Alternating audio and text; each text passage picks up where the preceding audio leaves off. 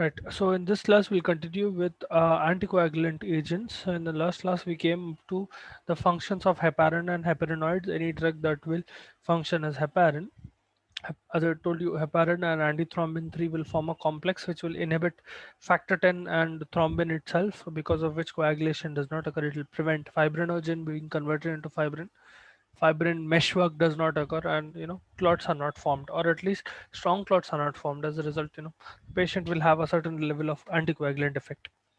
Now coming to oral anticoagulants, warfarin is a specifically IV anticoagulant, उसको oral नहीं देते. Warfarin on the other hand is an oral anticoagulant.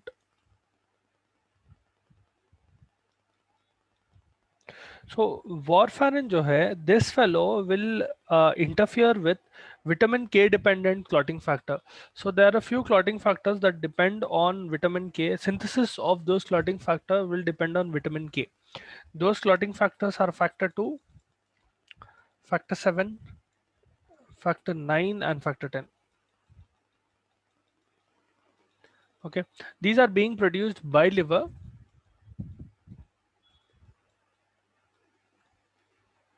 with the help of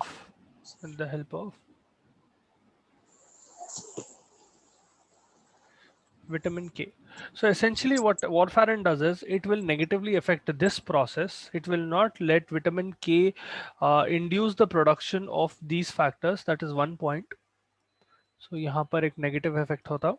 Other than that, it can also interfere with normal function of factor 7, factor 9 and factor 10. So along with prothrombin. Now what happens is essentially in these factors, there is something called a glutamate residue. Okay, there is an amino acid called glutamate, and there will be glutamate residues present inside these clotting factors. Clotting factors are essentially a special type of protein. ठीक है, वो protein में for them to get activated and for them to perform coagulation properly, there is a process called gamma carboxylation that occurs. So a process named gamma carboxylation.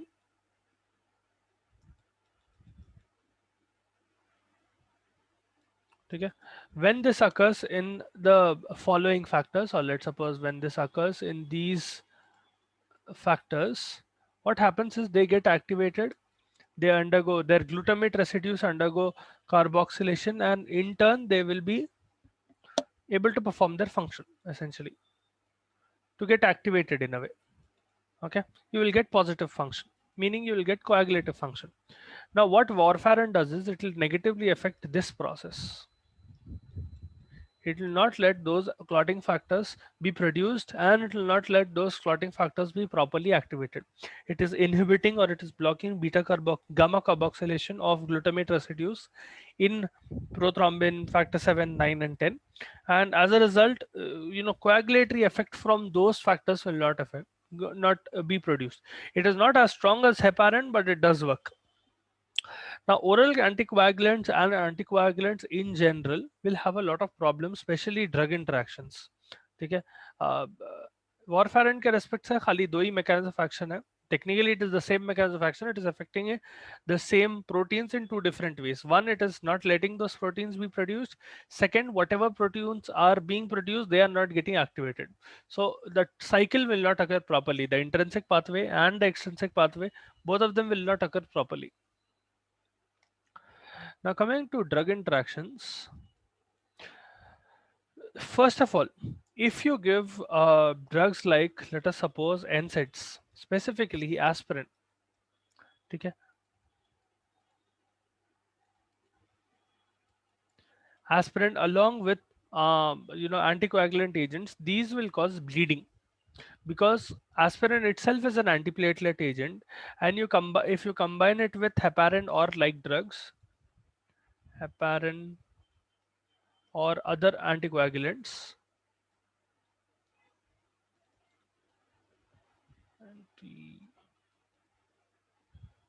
so what will happen is there will be excessive anticoagulatory factors. So aspirin itself is an antiplatelet drug. It will not let platelets be accumulated together. Okay, it will not let platelets perform their function properly. So that itself is decreasing the function of clotting in your body. And if you give heparin along with it, generally what will happen is, even if there is a small injury, internal injury into your body, now it can happen, it generally happens every now and then, and your body heals it without any problem. But if the patient is on aspirin as well as heparin, this will significantly increase the risk of bleeding. And even simple diagnostic processes will become very dangerous for the patient if they are at a higher risk of bleeding, because before you can stabilize them, they will die by bleeding. ठीक है. So never combine aspirin and heparin or any other heparin like drugs, warfarin and all. Then drugs inhibiting hepatic metabolism. So drugs that inhibit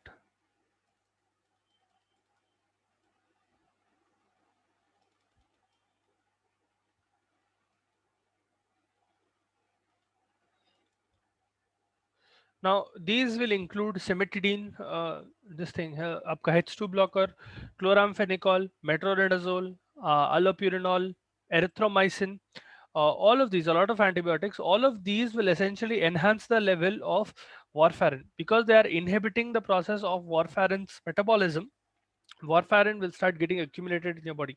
If it is not getting metabolized, it will not get eliminated, and if it is not getting eliminated, it will stay in your body for a longer period of time. All of this will lead to enhanced anticoagulant effect and increases the risk of bleeding. So all the drugs that I told, cimetidine, chloramphenicol, any drug that will affect hepatic drug metabolism, or if it is inhibiting hepatic drug metabolism, that will cause warfarin's effect to be increased more than normal. Microsomal enzyme inducers should be avoided as well. Okay, they will enhance the metabolism of oral coagulants. That is a different level of problem. Barbiturates, rifampicin, griseofulvin, ये पूरे क्या करते हैं? These are microsomal enzyme inducers. Any other inducer as well, it will increase oral coagulant metabolism. And sometimes what will happen is, some of these anticoagulants, they will rely on metabolism to get activated. ठीक है. Some anticoagulants, their activity will increase after they are getting metabolized. The problem is, when you give microsomal enzyme inducers in such drugs, anticoagulant effect will increase. Not all anticoagulants, okay. Some anticoagulants will rely on the process of metabolism to get activated, or their activity, even if it is present, it will get enhanced after it is getting metabolized. So the metabolite of the drug will have a higher activity. The problem here is, if you give any microsomal enzyme inducer, there will be excessive activity of anticoagulant very very quickly, meaning more and more amount of drug will get converted into its active form or into its more active form, and as a result, it increases the risk of hemorrhage in the patient. So avoid the any drug that will influence hepatic enzymes altogether, whether it is a inhibitor or an inducer altogether. And another thing, oral contraceptives should be avoided. Oral contraceptives will essentially increase the synthesis of clotting factors.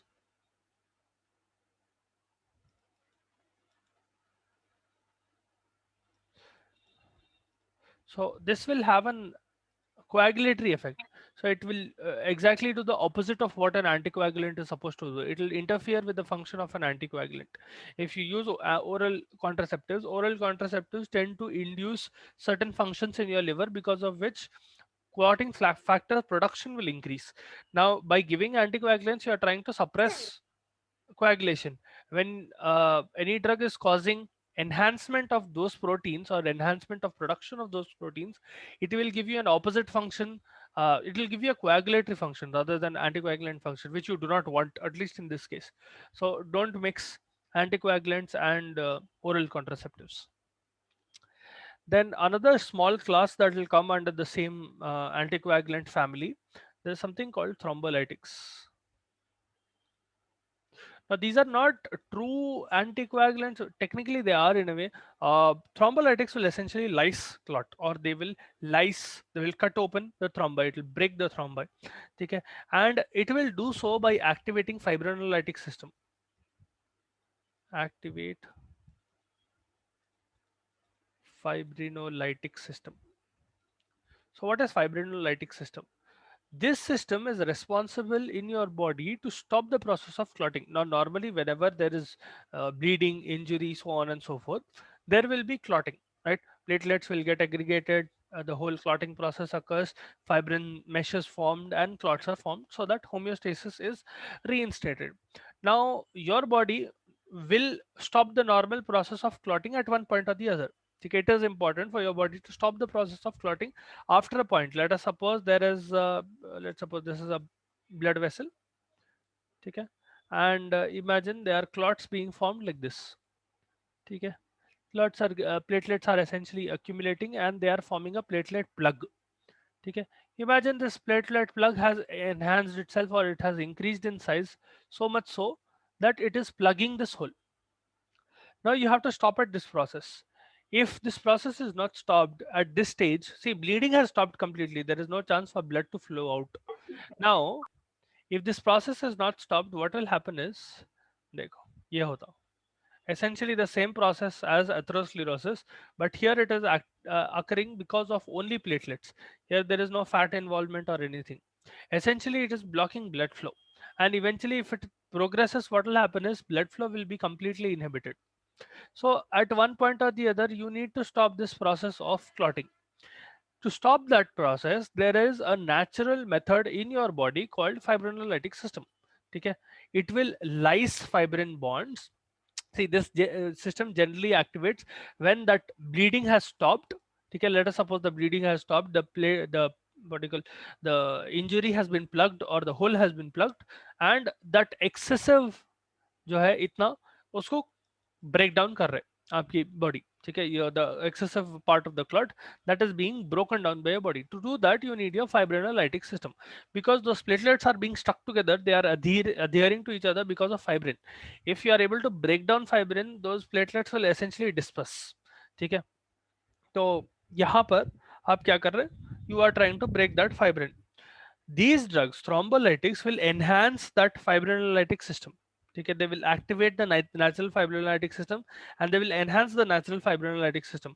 Even without any injury, the patient who already has a clotting problem, let's suppose उनके अंदर बहुत ज़्यादा clotting होती, तो in those patients where clotting can be risky, where you give fibrinolytic drugs or thrombolytic drugs, they will not let any clots be formed altogether. It can be bad in a way because you will only give these drugs in special situations. So वो situation क्या है? For example, let us suppose there is a patient who has stroke. ठीक है, haemorrhagic stroke रहने दो या generally ischemic stroke अगर है, so when you rush the patient to the hospital, they will ask you, so this is a very serious drug, so they will ask you before giving the drug, should we give it or not? Because there'll be a lot of life-threatening events with this. Mainly, if the patient has any kind of injury, it is very hard for them to bring them back. During this period of time, if there is any internal or external injury, even in the hospital, let us suppose that it will be very hard for the patient to recover because you are giving a fibrinolytic drug. When you give a fibrinolytic drug, it will stay in your body for a very long period of time, meaning during that period of time there is no chance for clot formation. That is good and bad. Clot formation agar nahi hua bola to there is no chance that another stroke will occur, because ischemic stroke is occurring mainly because, let us suppose, there is a blood vessel in your brain like this, and there is a clot being formed in such a way which is causing ischemia in this surrounding area, specifically in the area of your brain which caused the stroke. When you give these fibrinolytic agents, you are ensuring that these clots will not appear, or they will not be completely formed, they will be broken down.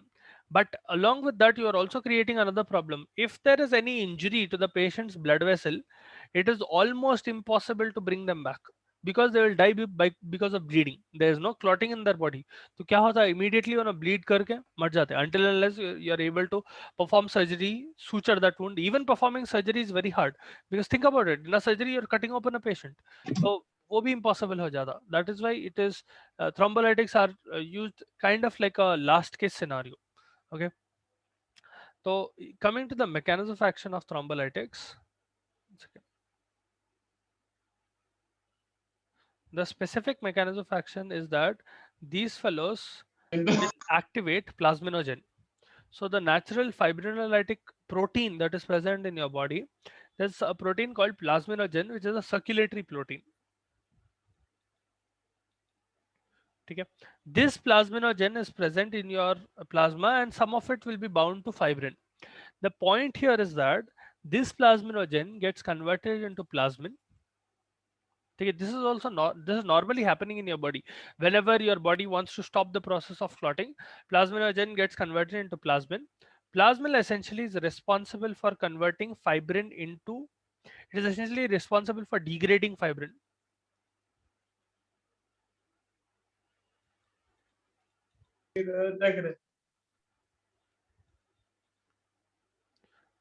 Degraded fibrin strands or degraded fibrin products, whatever you call it.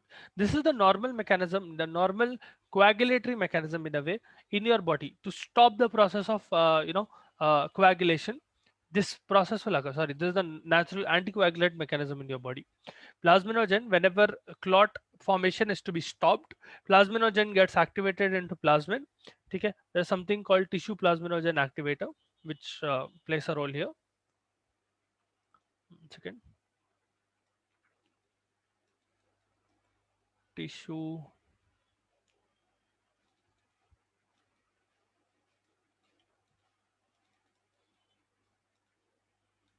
Okay, this tissue plasminogen activity is normally present in your body. This, all of this is very natural. What is happening? Plasminogen getting converted into plasmin, and that in turn causing degradation of fibrin. So if fibrin is degraded, there is no chance for clots, platelets essentially to adhere together, and there is no chance for clot formation. Our drugs, thrombolytics, will enhance this normal mechanism. For example, the drugs that come in this are streptokinase, urokinase, ritaplase, alteplase, वो पूरे आते हैं, tenecteplase. Those drugs, I'll just abbreviate them as Surat: streptokinase, urokinase, ritaplase, alteplase, and tenecteplase. These drugs will enhance this mechanism, or they will enhance the effect of tissue plasminogen. Okay. As a result, what will happen is the rate at which plasminogen is getting converted into plasmin will increase, meaning there will be more and more amount of plasmin present in your blood, which causes most of the fibrin to be degraded. Hence, there is no chance for clot formation altogether. समझ में आ रहा है? These drugs are essentially not interfering with anything. They are only enhancing a normal process in your body. That normal process is thrombolytic mechanism itself. You are simply improving that mechanism, or you are enhancing that mechanism. Okay. Now all of these, as I told you, it is not just that it is dangerous to the patient's body. In certain scenarios, I told you why it is dangerous. uh, these drugs are also very expensive. Okay. A single injection of streptokinase or retaplase can cost somewhere in between 10,000 to a few lakhs as well. Okay. Depends on what kind of agent that you are using, how much you are using, so on and so forth. But on an average 30-40,000 के around तो रहता है एक injection. One injection will last for about 2 to 3 days. For 2 to 3 days, there will be no clotting in that patient's blood altogether. So that is an advantageous situation and a disadvantageous situation both. If that patient injures themselves, it is almost impossible to bring them back. तो आपको dialysis करके वो drug remove करना पड़ता, वो भी बहुत मुश्किल रहता. Anyway, one big problem with these drugs, not exactly a problem, but contraindication kind of thing with these drugs is that, especially streptokinase, I told you earlier that these drugs are derived from beta hemolytica streptococci.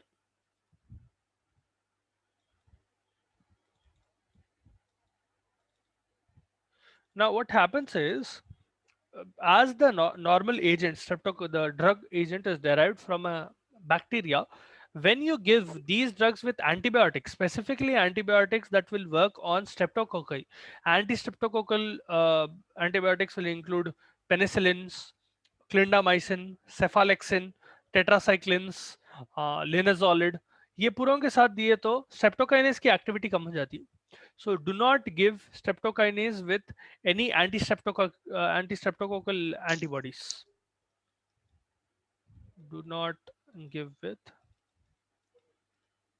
anti-strep antibiotics. Okay, antibiotic therapy. ABX is antibiotic therapy. This will include clindamycin, tetracycline, tetracyclines, all tetracyclines, doxy, tetra, whatever it is that you are using. Cephalexin. Don't give it with linezolid. or penicillins, any penicillin altogether. Okay, so avoid mixing streptokinase, any of these thrombolytic surrogate drugs with this. Okay, it will inactivate a lot of the drug, and because of which you will not get proper effect of these drugs. So that completes our thrombolytic agents. Now we'll start another class, small class of drugs that you have called hypolipidemic drugs.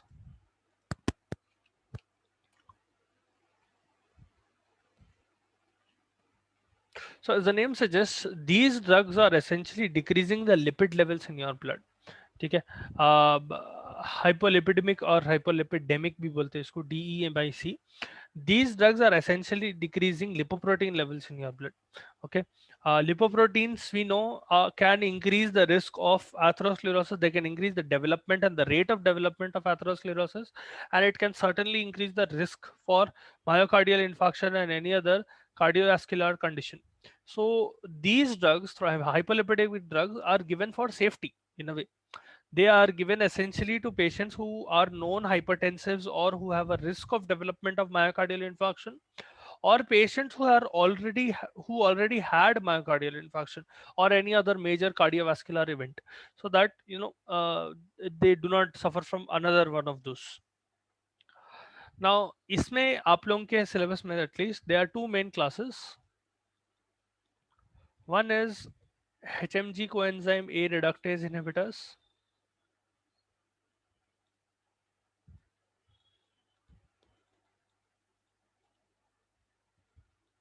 Okay. The next one is fibrates. Fibrates को fibric acid भी बोलते हैं. Now, first coming to HMG coenzyme A reductase inhibitors, if you remember last year when we studied about cholesterol synthesis, there was a very special enzyme that was present called HMG coenzyme A reductase. I told you it is a rate limiting enzyme of cholesterol synthesis, meaning whenever the levels of HMG coenzyme A reductase increases, the production of cholesterol will increase, and whenever their levels decreases, the cholesterol level production of cholesterol decreases, meaning it is a rate limiting step.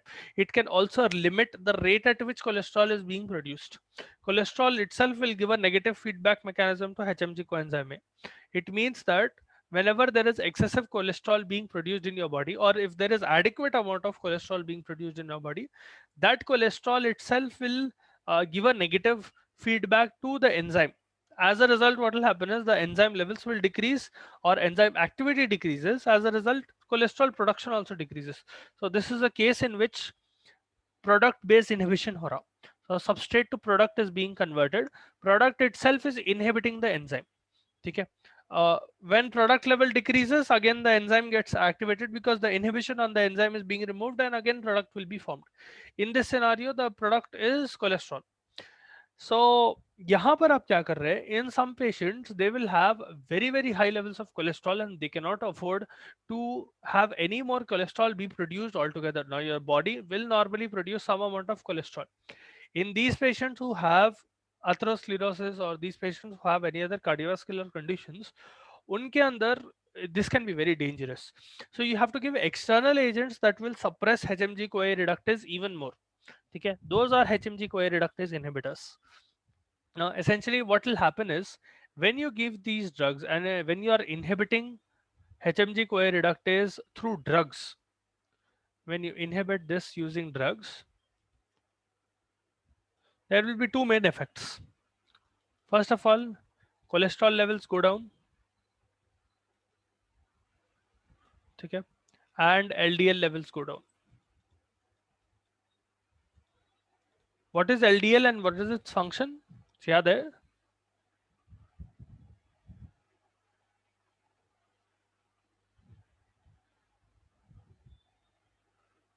What is LDL? Low density lipoproteins. Good. What will it do? So it will carry the cholesterol to different parts of the cell. It will carry cholesterol to different parts of.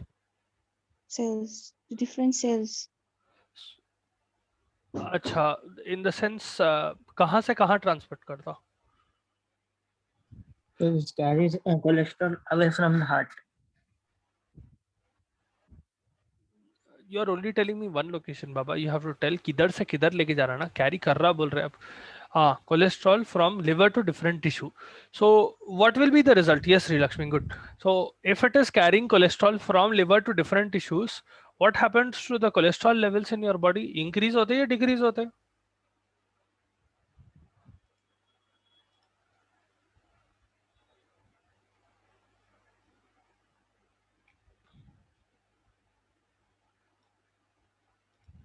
Increases. Okay, good. So essentially what it will do is it will carry all the cholesterol or most of the cholesterol that is being produced. The cholesterol is gets produced in your liver. Okay, liver is also responsible for destruction of cholesterol, or at least metabolism of cholesterol. So whenever a person has high amounts of LDL, that cholesterol will be transported throughout your body. Now normally it is required, there will be certain amount of cholesterol definitely that is required throughout your cells, but whenever a person has excessive amounts of LDL, there will be a lot of cholesterol being present in your blood. Their blood will literally become fatty, and it will significantly increase the chances of heart problems. Hypertension बहुत बढ़ जाता because your blood becomes viscous. This thing also happens. What do you call? Atherosclerosis का chance बहुत ज़्यादा बढ़ जाता. Chance of plaque formation goes up. So all of that problem occurs. Hence, if you're giving something like a HMG coenzyme reductase inhibitor, it is not only decreasing cholesterol levels directly, it is also inhibiting LDL levels, because of which the overall health of the patient will improve. Now, इसके अंदर statins आते हैं. So these drugs will end with the suffix called statins. You have lovastatin, atorvastatin. अटोरवास बोल के एक बहुत famous drug रहता है, बहुत कॉमनली यूज करते हैं, that is atorvastatin, fluvastatin, simvastatin, rosuvastatin, pravastatin. All of these are essentially the same drug. They have varying t halves and varying efficiencies, but essentially all of them will decrease your lipid levels. Now, one important thing about statins is that they are given just before you sleep, because the production of cholesterol is highest somewhere around midnight. You will give these lipidemic drugs to patients roughly around their sleeping time. You will tell them to eat just before they sleep, okay, after dinner and all, whenever they sleep, jab khao bolte hain. So the adverse effects that occur with these drugs, special adverse effect that occurs with this HMG coenzyme reductase inhibitor especially, is, one second, huh, is muscle tenderness. Very few drugs will directly cause muscle tenderness. This is one such drug. It will cause muscle tenderness. It can cause myopathy of skeletal muscle, damage to the muscle itself, and it can cause inflammation of the skeletal muscle, myositis. Okay. And as a result, there will be a lot of muscular pain and muscular weakness as well. It is completely contraindicated in patients who are pregnant and lactating.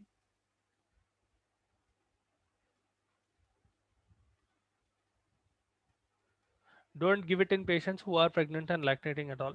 Okay. Very dangerous. Food generally enhances the absorption of HMG coenzyme reductase inhibitors. So if you give it with food या खाने के बाद में दिए तो ज़्यादा अच्छा रहता. ठीक है. Its effect will be even more pronounced. Now the second drug that you have is fibric acids. It's also called fibrates. इसमें आता gemfibrozil,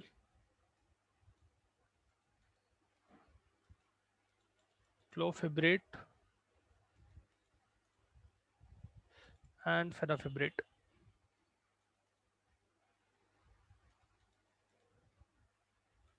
Okay. Bezafibrate, ciprofosfate, that is also used. Anyway, these are fibrate drugs. They will enhance the activity of a particular enzyme called lipoprotein lipase.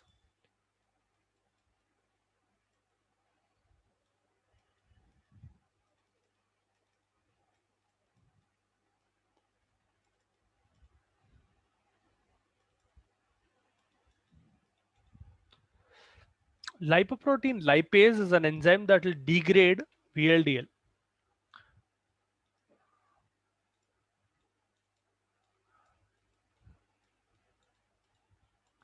Very low density lipoprotein is another type of lipoprotein that will essentially enhance the levels of triglycerides.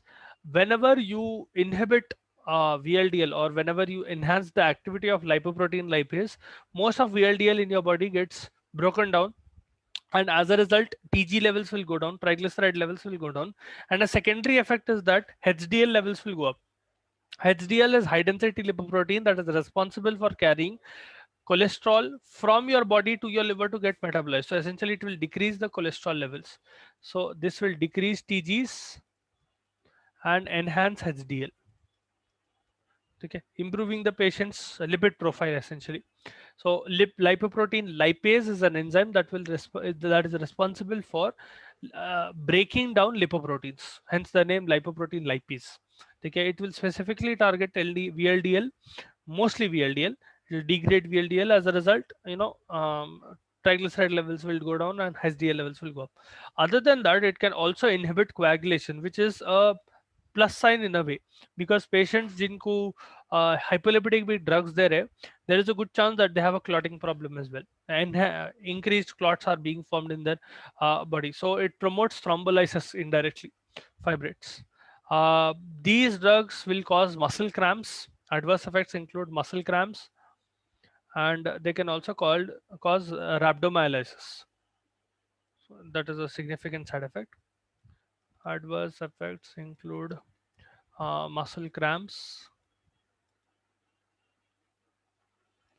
and rhabdomyolysis. Is one of those rare drugs that can cause rhabdo. Rhabdomyolysis is essentially a condition in which muscle tissue will be broken down. So their urine will have, especially in patients with renal failure, उनके अंदर rhabdo बहुत significant रहता. You will see their urine becoming very reddish. There will be very a lot of weakness in the patient. Essentially a muscle wasting disease है, rhabdomyolysis. The content of muscle in their body will go down. They will have inflammation of their muscles, myositis, and they will also have blurred vision. Significant side effects. Generally these drugs are not preferred as much, especially in older people जिनके अंदर already muscle mass बहुत कम रहता या कम होने लगता, उनके अंदर you generally not prefer fibrate drugs. It is better to give HMG coenzyme reductase inhibitors in them. Okay, compared to this those are slightly better. So that is about hyperlipidemic drugs, small class, 4 marks के वैसा आ सकता आपको, ज़्यादा है नहीं इसके अंदर. Now, now coming to the last class that we'll discuss today, last class of cardiovascular system. We have completed cardiovascular system. With this topic we'll complete cardiovascular system. Hematinics. Hematinics are compounds that are essentially enhancing blood formation. They're used in the treatment of anemia. So there are over 200 different types of anemia, but the most significant ones, essentially in all of them, the patient will have lower amount of hemoglobin or essentially lower capacity of oxygen transport. Okay. So hematinics are agents that are given to increase the formation of blood and to increase the formation of blood components as well as for treatment of anemia. Now hematinics में 3 drugs आते हैं mainly. These are supplements. You use iron, vitamin B12, folic acid. Now in this we'll also discuss about a drug called hemopoietic growth factor. How you can make it into a drug and how hematopoietic growth factor, sorry. Hematopoietic.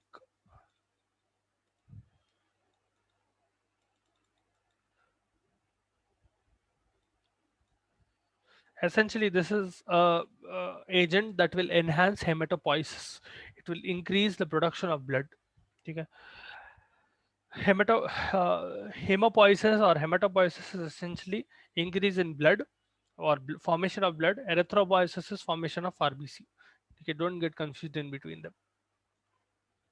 Now coming to the first one, iron. Now, iron essentially is responsible for hemoglobin production. Now, the total amount of iron in your body will be somewhere around 2.5 to 5 grams, give or take. ठीक है, थोड़ा ऊपर नीचे रहता, but roughly around 2.5 to 5 grams, and almost two-thirds of this, two-third of 2.5 to 5 grams will be present in hemoglobin. So most of the iron in your body is present in hemoglobin. Almost each molecule of iron has four iron. Each molecule of hemoglobin has four iron molecules present inside them, and there are a lot of hemoglobin molecules present in your body. So normally they should be. On an average, the daily intake for of iron depends on gender. To a certain extent, their physiological condition as well. But on an average, an adult male needs about 0.5 to 1 mg of iron per day. Adult female needs about 1 to 2 mg per day. This per day, okay. And pregnant and lactating women में थोड़ा ज़्यादा रहता, 3 to 5 mg. ठीक है.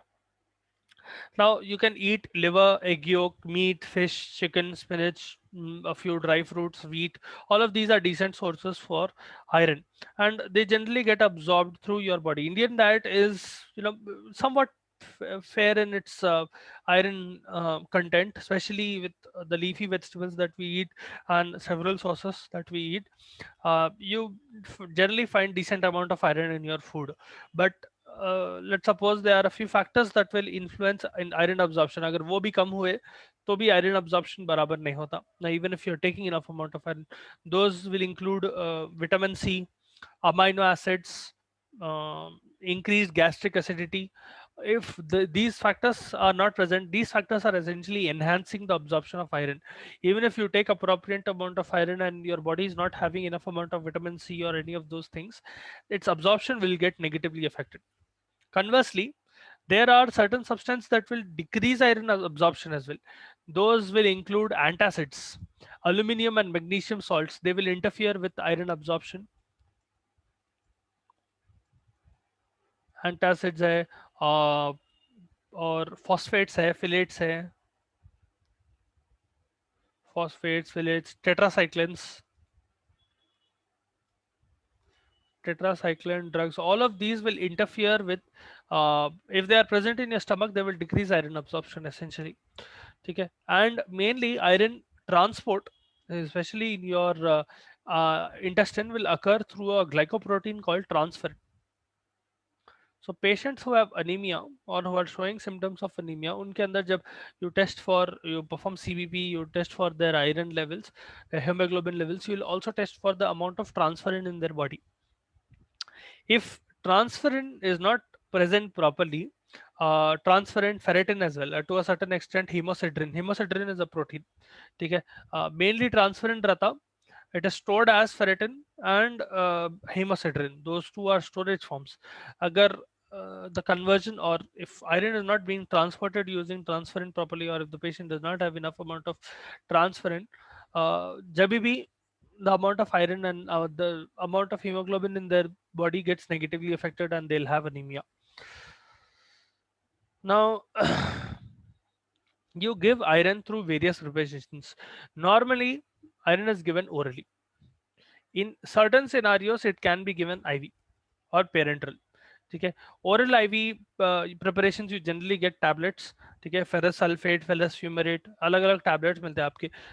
200 mg के you get 300 mg tablets. You can get syrups of iron, so on and so forth. Now, generally they can be sometimes very expensive. Sometimes, if you are able to take generic doses, then it is not a problem, but branded ones are slightly expensive. ठीक है, and generally the what do you call, more expensive ones, they will be combined with certain vitamins, liver extract, amino acids, vitamins, so on and so forth. They might not have any obvious benefits, but because they are adding all of those substances, they will be include the price. So in patients who have anemia and it is specifically indicated that they only need iron, then there's no point in wasting that much money. You might as well directly get iron supplement itself. ठीक है, ferrous sulfate की 200 mg tablet, it is given sometimes 3 to 4 times per day depending on the patient's own iron content. ठीक है, you can enhance iron absorption by a few practices as well. For example, you can take it on an empty stomach.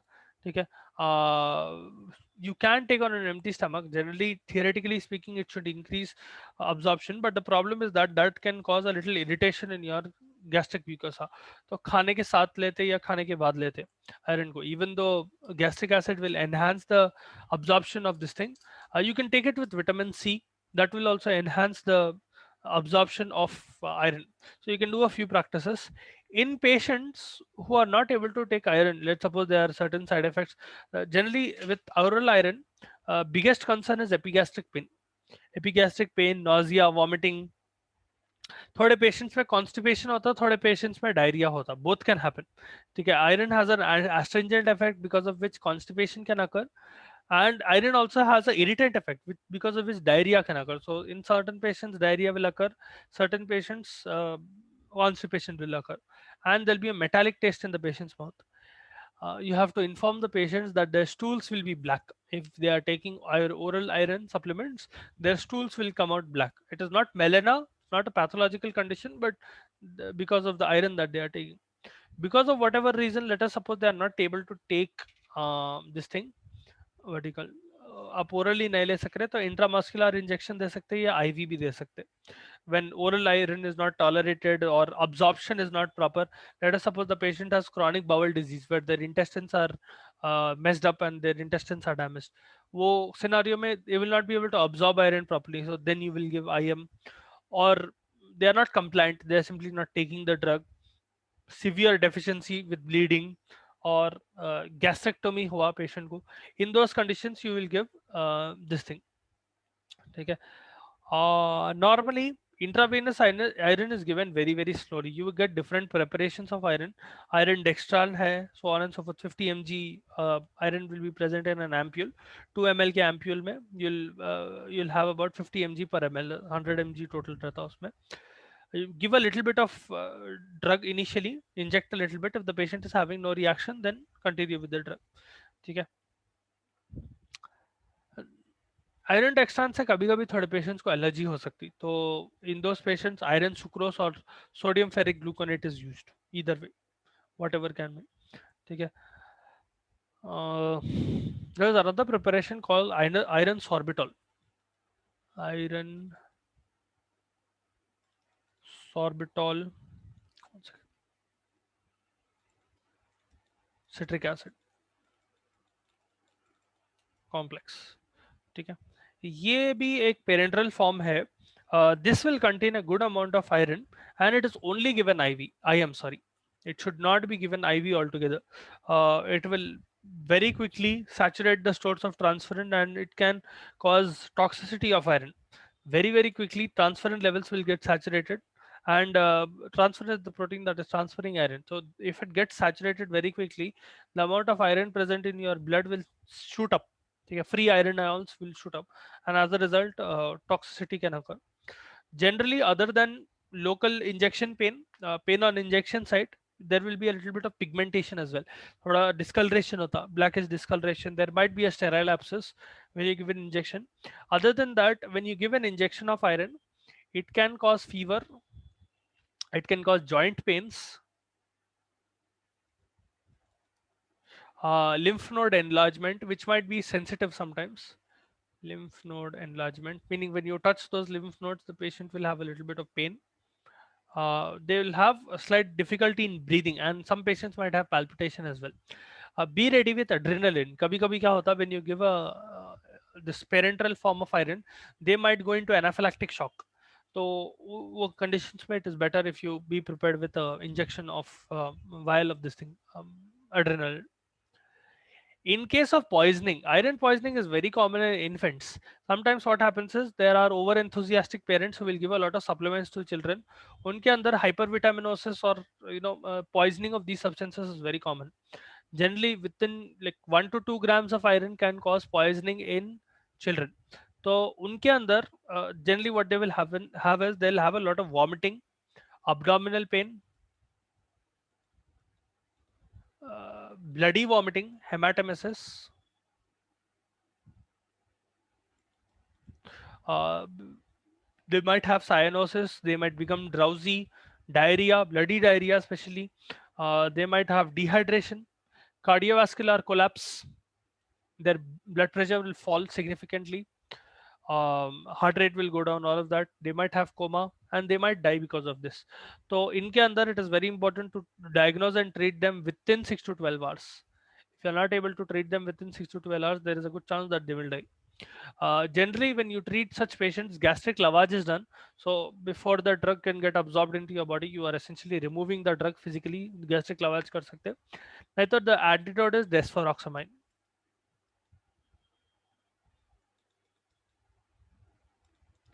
To iron poisoning, this is the antidote.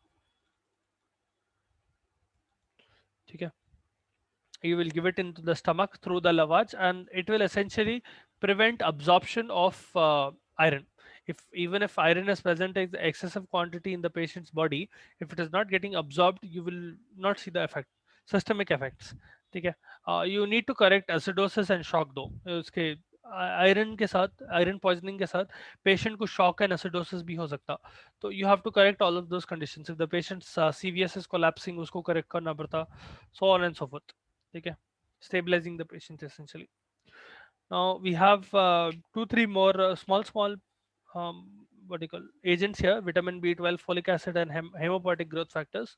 We'll do that in the next class.